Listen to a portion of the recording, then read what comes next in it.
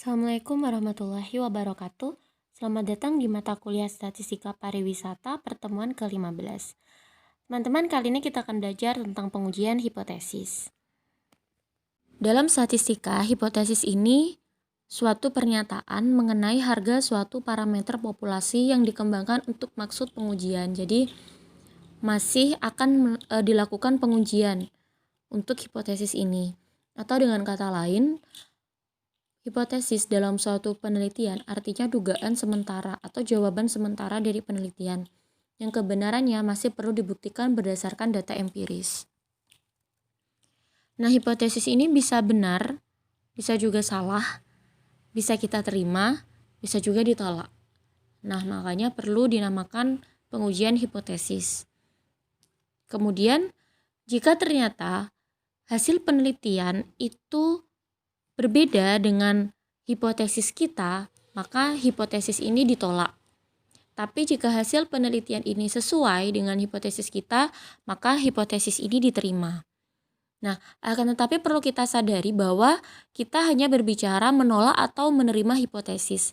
Kita belum berbicara hipotesis itu benar atau salah. Nah, maka di sini muncul yang namanya dua macam kekeliruan. Yang pertama, jika hipotesis ini diterima, ternyata hipotesis ini benar, maka keputusan kita benar.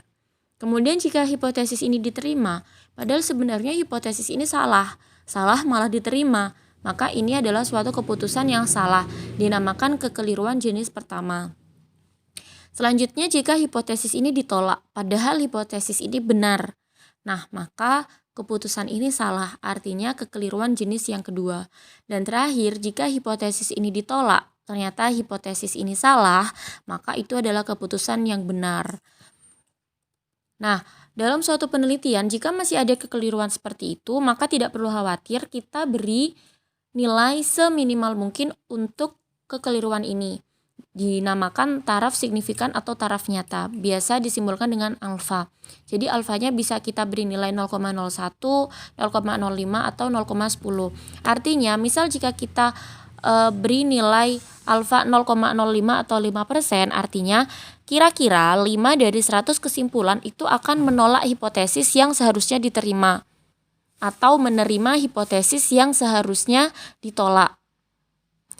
Dengan kata lain, 95% itu kita membuat kesimpulan yang benar. Jadi 5% kita membuat kesimpulan yang salah, tapi 95% kita membuat kesimpulan yang benar. Seperti itu. Jadi walaupun ada kekeliruan bisa kita minimalkan.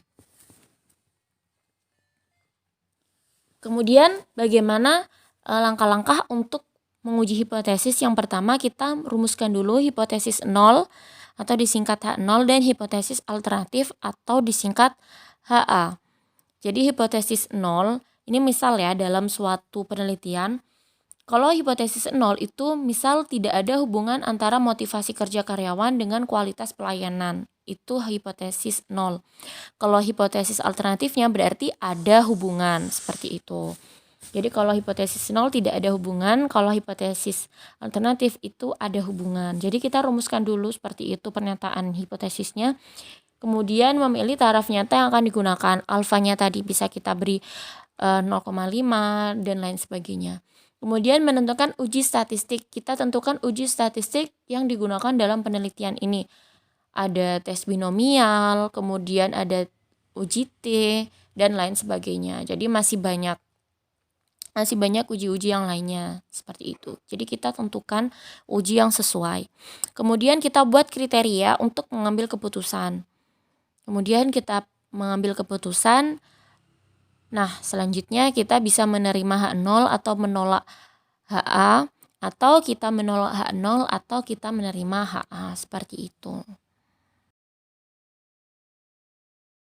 Terima kasih, saya akhiri. Semoga bermanfaat. Jika ada pertanyaan bisa langsung ditanyakan kepada saya.